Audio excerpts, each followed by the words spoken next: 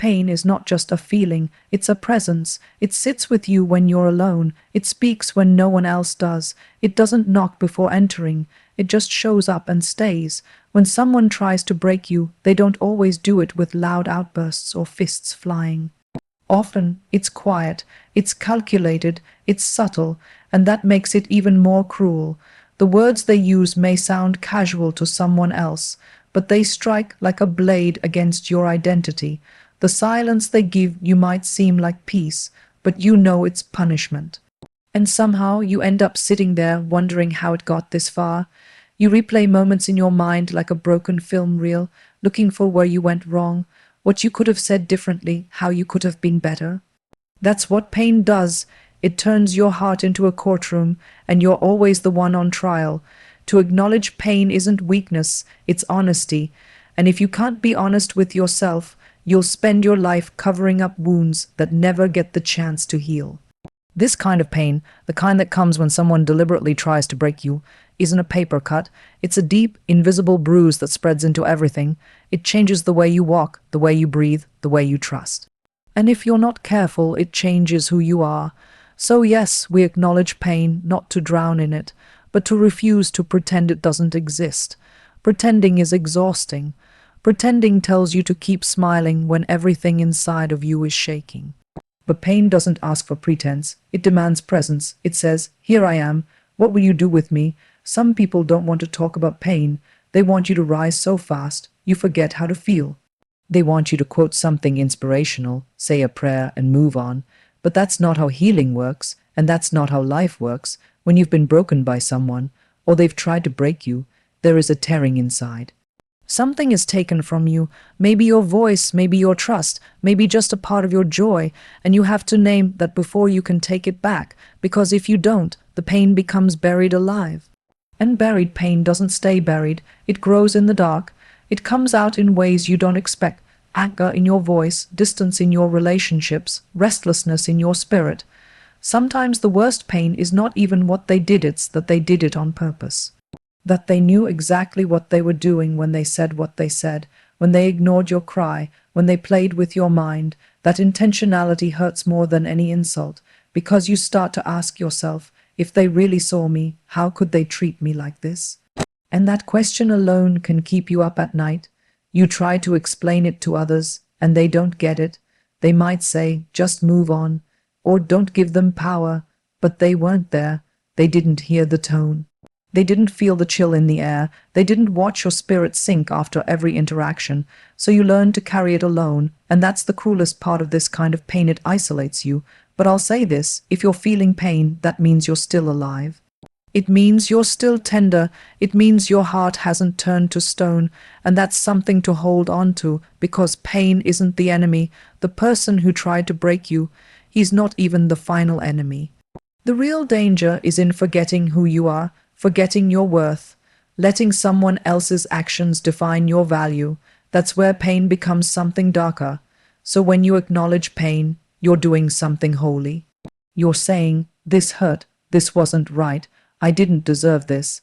And in that statement, you start to reclaim your voice, because the world will try to silence your pain. And manipulators, those who try to break you, they thrive on your silence. They need you to stay quiet. They need you to stay confused. So when you name the pain, you're not just grieving. You're resisting. You're saying, I see what you tried to do, and I will not disappear because of it. Sometimes the pain gets worse before it gets better. You start to feel things you thought you were over. You get angry at moments you thought you had forgiven. But that's okay. That's not regression. It's healing. It's all part of facing the wound instead of pretending it never happened. And don't let anyone rush you through that process. They don't know what it cost you. They don't know what it took to keep breathing, to keep loving, to keep showing up when everything in you wanted to shut down. There's a quiet bravery in just surviving pain like this. It may not be visible to the world, but heaven sees it, and that matters more than applause or approval, because pain has a way of revealing what's true. It shows you who's real, who's there when the mask falls, who's willing to sit with you in the ashes instead of just waiting for your comeback. There is no shame in being hurt. There is no shame in being broken. The only shame is pretending you weren't, Because people will see your life and they'll think you made it because you were strong, but they won't know. It wasn't strength that got you through, it was surrender. It was crying out to God in the middle of the night. It was letting go of who you thought you had to be so you could become who you were always meant to be. And if pain played a part in that process, then maybe it wasn't meaningless after all. So yes, acknowledge the pain, sit with it, feel it, name it, but don't bow to it, because the pain someone else caused does not get to write your ending. Let it shape you, but don't let it define you.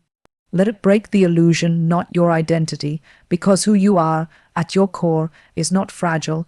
You may feel like you're breaking, but some things have to be broken to be rebuilt stronger. Pain may visit, but it doesn't get to stay. It doesn't own you. You are not what he did. You are what you choose to do with the ashes, and the first step, acknowledging that you were wounded, and deciding not to stay silent about it. There comes a moment, after the pain settles into your bones and the confusion starts to choke out your sense of self, where you have to stop. Just stop. Stop spinning in the chaos. Stop second, guessing every word you said. Stop trying to explain it all to yourself in circles that lead nowhere. That's where clarity begins, not with the answers, but with the decision to stop chasing the approval of someone who only came to destroy.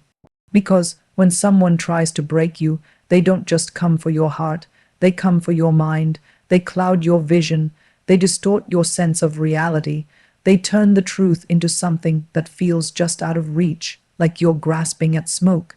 Clarity isn't something that usually shows up in the middle of the storm. It doesn't always announce itself in thunder or revelation. Most of the time, it comes like a whisper, quiet, steady, asking you to look again. To look past the mask they wore, to look past the smiles that were fake, the compliments that were laced with control, the moments that seemed loving but were only meant to keep you tangled. Clarity asks you to stop rewriting the story to make them the hero. It asks you to stop making excuses for their behavior just because you hoped they were someone they never actually were. That's hard, because part of you still wants to believe the best. You remember the good moments, and you cling to them like they're proof you're not crazy. But clarity isn't about denying the good, it's about seeing the whole picture, and the truth is, love doesn't try to break people, love doesn't gaslight, it doesn't manipulate, it doesn't punish you for having feelings or silence you when you speak the truth. When someone tries to break you, one of their greatest weapons is confusion. They make you question your own perception. They say things like, "You're too sensitive," or "That never happened," and suddenly, you're not sure anymore. You start wondering if you're overreacting, if maybe you're the problem, and once they've got you there, once doubt has taken root, they don't have to control you directly. You'll do it for them, you'll shrink yourself.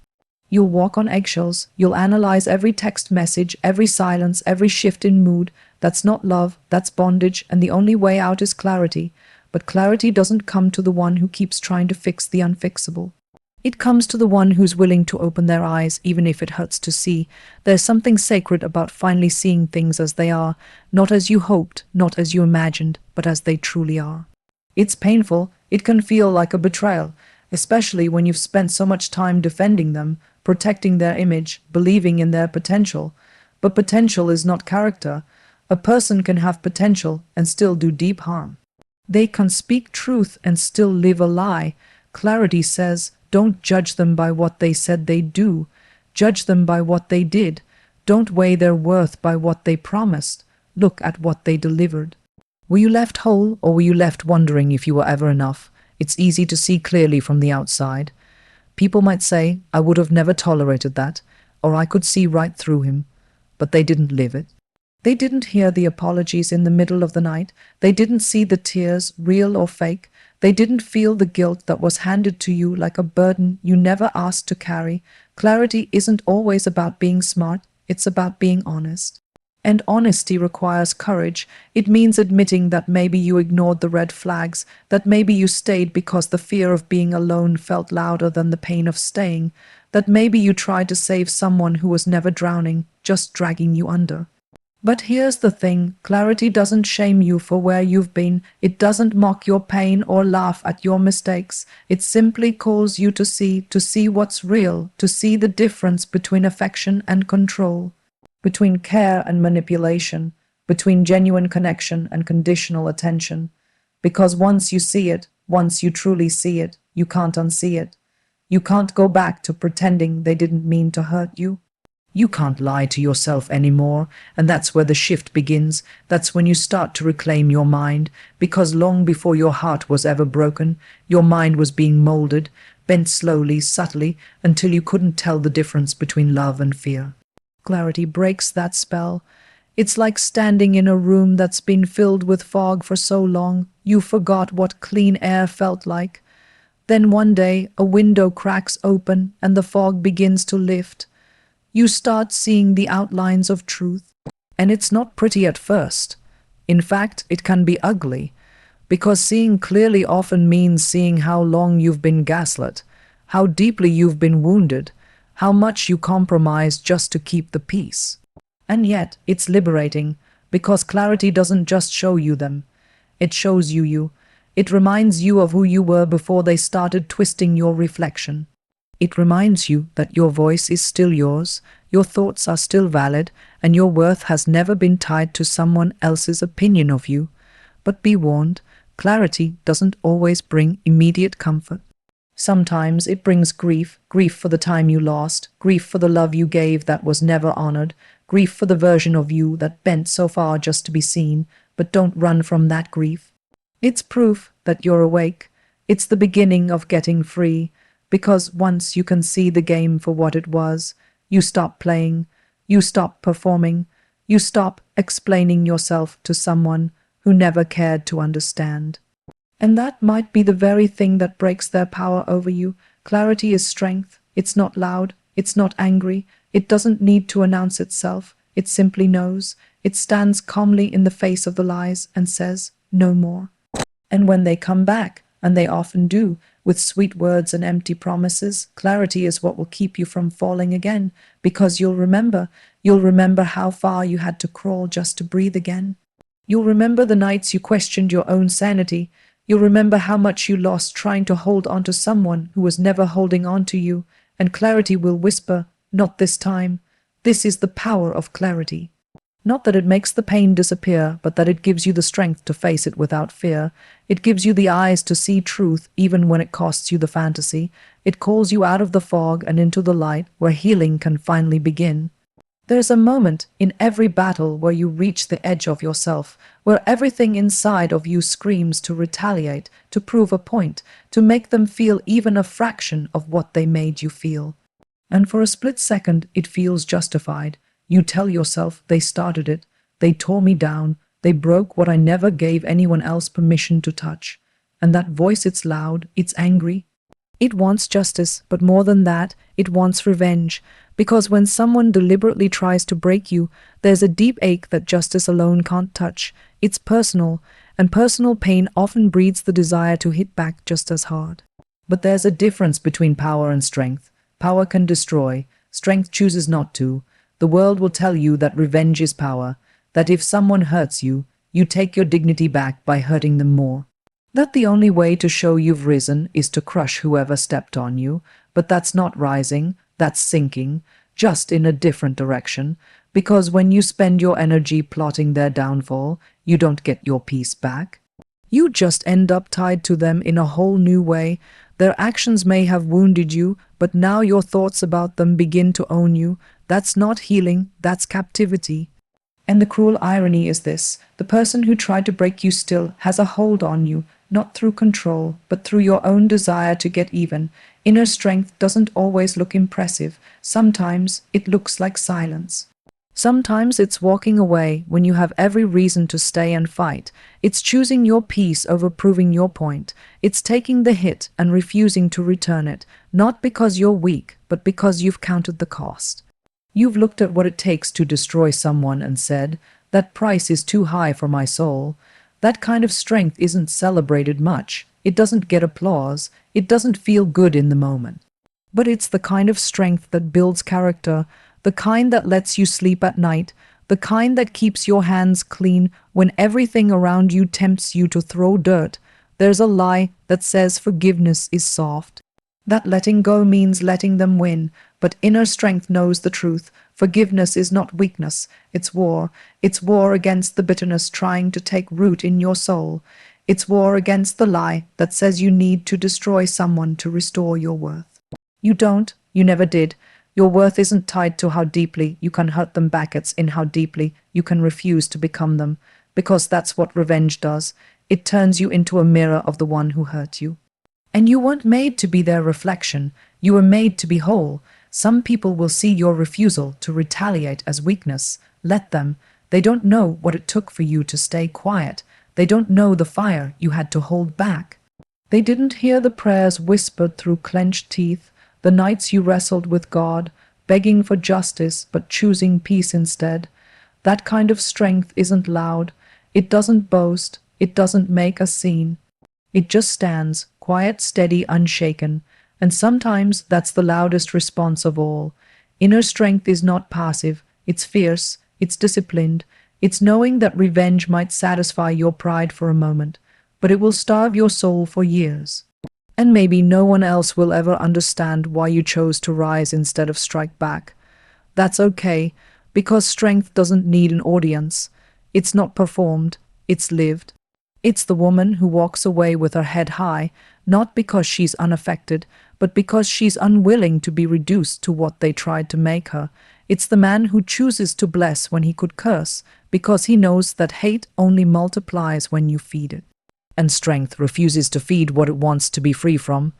There's something powerful that happens when you don't react the way they expect, when they try to provoke you and you give them nothing, when they try to bait you and you stay calm. It disarms them because they thrive on chaos. They need your reaction to validate their control. And when you take that away, you take away their power. They realize they can't reach you anymore, not because you're avoiding the pain, but because you've risen above the need to hand it back. That doesn't mean you weren't hurt. It doesn't mean what they did was okay. It just means you've chosen to rise in a different way, with clarity, with conviction, with a kind of strength that says, you won't define me. That strength might look like setting boundaries that you stick to without explanation. It might look like praying for someone who never apologized. It might look like loving yourself so deeply that you don't even feel the urge to respond anymore. Not because you've forgotten, but because you've healed, and healed people don't bleed on others.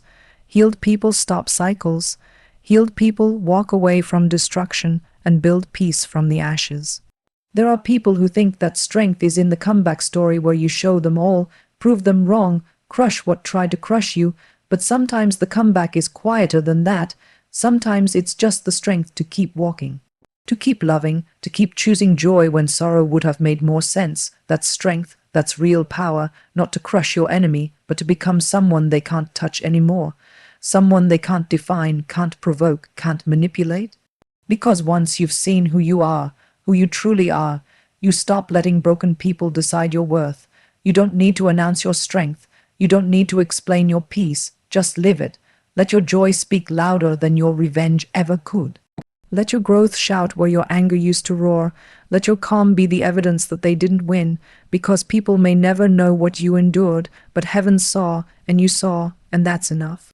You came through it not by fire but by faith, not by vengeance but by victory rooted in restraint, and restraint true soul, deep restraint. That's not weakness, that's strength forged in fire. That's the kind of strength no one can fake. That's the kind of strength that can't be stolen.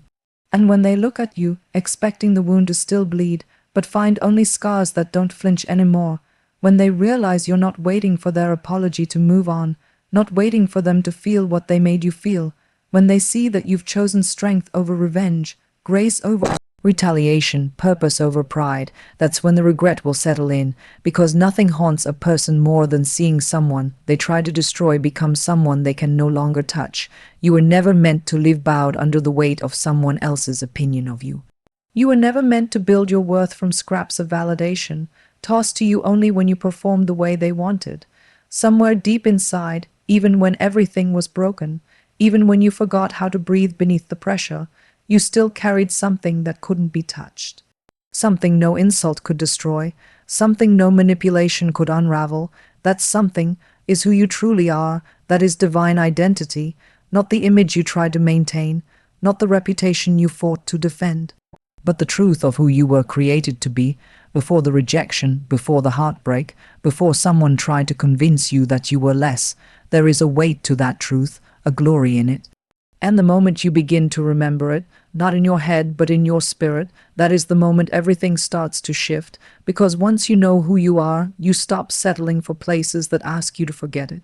You stop giving your heart to people who only want pieces of you. You stop begging for crumbs when you were born for the table. There's nothing more dangerous to a person who tried to break you than when you realize you were never theirs to shape in the first place.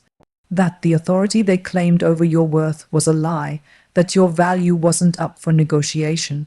There are people who will hate that kind of realization, not because you've changed, but because they can no longer control you. Because they relied on your confusion, they banked on your silence, they felt secure when you questioned yourself. But when you stand up, when you look in the mirror and finally recognize the reflection staring back, they lose their grip. They can't reach you the same way, they can't bait you into the same cycles, because something inside of you has been anchored in truth, and the truth is this: you were not created to be disposable. You were not created to be manipulated, gaslit, torn down and rebuilt in someone else's image. You were crafted intentionally, with purpose, with worth, with a voice that matters and a presence that carries weight. The hands that formed you didn't make a mistake. The breath in your lungs is not an accident. And though people may have mishandled you, though they may have tried to redefine you by their rejection or their abuse, they do not have the authority to rename what God has already called beloved. That is where your identity begins, not in performance, not in perception, but in truth. And truth is not fragile. It doesn't waver when someone lies about you. It doesn't dissolve when someone walks away. Truth stands. It's the ground beneath your feet when everything else falls apart. It's the reminder that even in your worst moment, even in the depths of your shame or confusion, you were still known, still seen, still chosen, because your identity isn't a mask you wear to be accepted. It's the unshakable reality of who you are when no one is looking, and if you can hold on to that, if you can start living from that place, it changes everything, because once you know who you are, you begin to ask different questions. You no longer ask, why didn't they love me? You begin to ask, why did I believe they were the measure of love in the first place? You stop asking, what did I do wrong? And begin to ask, why did I think their treatment of me said anything about my worth? And those questions, they're not easy, but they lead you somewhere better. They lead you back to your purpose, because here's the truth most people never tell you. The enemy doesn't fight you because you're weak. He fights you because of who you are, because of what you carry, because of the calling over your life. If someone tried to break you, it wasn't random, it was targeted. Purpose attracts warfare. Identity intimidates insecurity. And those who are threatened by your light will always try to dim it, but you don't fight darkness by shrinking. You fight it by standing, by knowing that your presence is not a mistake, that your voice is not too much, that your heart was never too fragile to matter. You were born with purpose. That means there is a reason you're here that's bigger than your pain, bigger than the betrayal, bigger than the season of silence you had to walk through. And yes, it may feel like all of it was meant to destroy you, but even the breaking can serve the calling. Even the pain can be redeemed into purpose. What was meant to silence, you can become the very thing that sharpens your voice. What was meant to crush, your spirit can become the soil that roots you deeper into who you truly are. And purpose, it doesn't always look grand. Sometimes it looks like waking up and choosing to try again. Sometimes it looks like healing when it would be easier to stay bitter.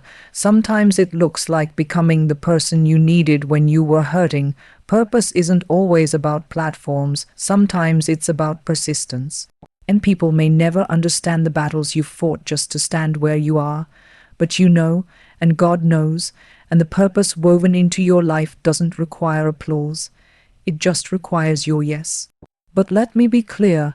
Reclaiming your identity and walking in purpose isn't about pretending you were never hurt. It's not about suppressing your emotions or pretending everything is fine. It's about looking your pain in the face and saying, "You don't get to define me." It's about refusing to build your life around the wounds someone else gave you. It's about realizing that while they may have had a role in your story, they do not get to write your ending. You are not broken beyond repair. You are not disqualified by what you went through. In fact, your scars might just be the proof of your assignment, because some of the most powerful people are not the ones who have never been hurt. They're the ones who have been hurt deeply and still choose to stand, to love, to speak, to rise. They're the ones who have seen darkness up close but still carry light. They're the ones who should have given up but didn't, and maybe that's you. Maybe you didn't even realize it yet, but everything you've walked through has been forming you, shaping you, preparing you, not just for survival, but for impact. You were never meant to stay small to make others feel comfortable. You were never meant to stay silent to keep the peace. There is a roar inside you, and it's not arrogance, it's authority. It's the sound of someone who knows who they are and refuses to be defined by who tried to break them. That's not pride, it's clarity, it's strength, it's purpose. And once you walk in that, once you stop waiting for someone else to see your worth and start living from the worth that's already been given, that's when you become unstoppable, not because you're perfect, but because you're rooted, and roots, real roots, don't break when the wind comes. They hold, they grow, they dig deeper, and they rise. There's a truth we don't talk about enough, and it's this: evil doesn't always show up wearing horns. Sometimes it smiles, sometimes it compliments you, sometimes it acts like it's helping.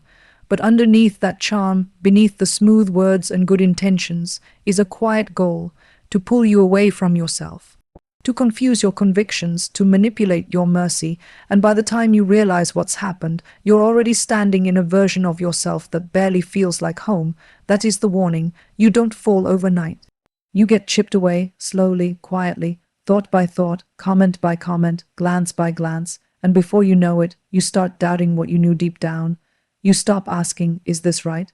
And start asking, will they be okay with this? You hesitate before speaking. You soften your truth just to keep peace. But what's peace that requires you to betray yourself? That's not peace. That's control in disguise. And the hard part, it doesn't always look like control. Sometimes it looks like love, like concern, like protection, until one day you wake up and you can't recognize your own voice. There are people in this world who don't want relationship. They want control. They don't want to walk with you. They want to walk over you, but in a way that makes you believe they're lifting you up. They want your strength, but only if they can weaken it first. They want your loyalty, but only if they never have to earn it.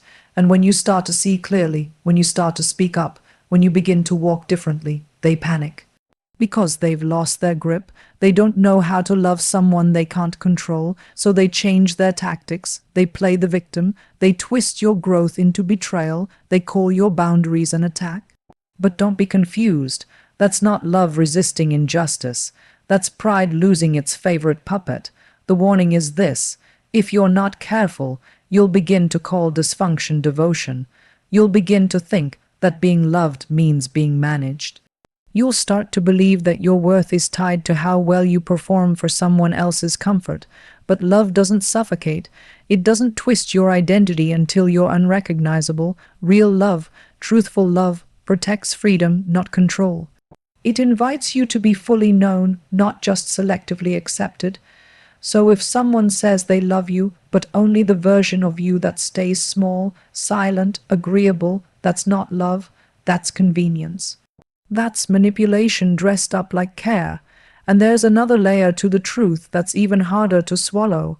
The reason some people fought so hard to break you wasn't because you were weak. It's because they saw your strength and it intimidated them. Because you were never meant to be controlled. Because something in your spirit, something about your presence, made them feel powerless. So they did what insecure people do. They tried to shrink you. They attacked your confidence. They made you doubt yourself so they could feel bigger. And maybe for a while it worked. Maybe you lost yourself in the chaos. But deep down, you knew something wasn't right. That knowing, that's the truth, the part of you that never stopped whispering, this isn't love, this isn't who I am, this isn't what I was made for. That's your anchor, and it may have been buried under confusion, under fear, under guilt, but it never left. The truth doesn't leave, it just waits. It waits for you to come back. It waits for you to get tired of the lie. It waits until the pain of staying bound is heavier than the fear of breaking free. And when that moment comes, when you stop making excuses and start listening again, that's when the truth becomes louder than the manipulation. That's when your eyes open. But here's the cost. Truth doesn't let you stay comfortable. It confronts, it disrupts, it shines light in dark corners and calls things what they really are. And some people won't like that. Some people will hate that you've changed. They'll say you're selfish, that you're arrogant, that you've lost your way. No, you found your way. You found your voice. You found the strength to walk away from what was killing you slowly. And the ones who benefited from your silence will always call your clarity a problem. That's part of the warning too. Clarity comes with consequences. When you wake up to the truth, you can't unsee it. You can't go back and pretend you didn't feel what you felt. You can't laugh at the jokes that used to shame you. You can't accept the love that once cost you your soul. Truth changes what you tolerate, and when your tolerance shifts, so does your circle. You lose people, you lose comfort, but you gain peace, you gain integrity, you gain your reflection back, and that's a trade worth making every time. But don't mistake truth for cruelty. Speaking the truth doesn't mean you become harsh. It means you become honest. It means you no longer stay in places that demand your silence as the price of belonging. It means you love from a distance if you have to. It means you stop betraying yourself just to keep the illusion of peace alive. Because real peace, peace with God, peace with your soul, never asks you to lie.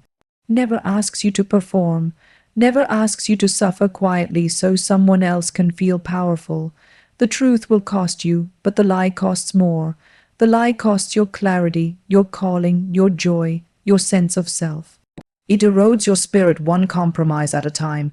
It keeps you bound in a prison with the door wide open. And the tragedy is, most people never leave, not because they can't, but because they're afraid of what's outside the walls they've grown used to. But chains, no matter how familiar, are still chains. If you feel that stirring, if something in you is waking up, if the truth is beginning to press against your comfort, don't run, don't drown it out. Don't go back to sleep. That's your soul trying to breathe again. That's your spirit saying there's more, there's freedom, there's life beyond this. It's not just a feeling, it's a warning, and it's an invitation. The warning says, this will destroy you if you stay. The truth says, you were made for more if you go. You may lose people, you may lose approval, you may lose a version of your life that looked good on the outside but was eating you alive on the inside. But what you gain truth, and truth doesn't just set you free, it keeps you free, because when the lies come back, when the manipulation shows up in a different form, when the pressure to conform whispers again, you'll recognize it, and you'll remember the taste of freedom, the sound of your real voice, the strength of standing in truth, and you'll never go back.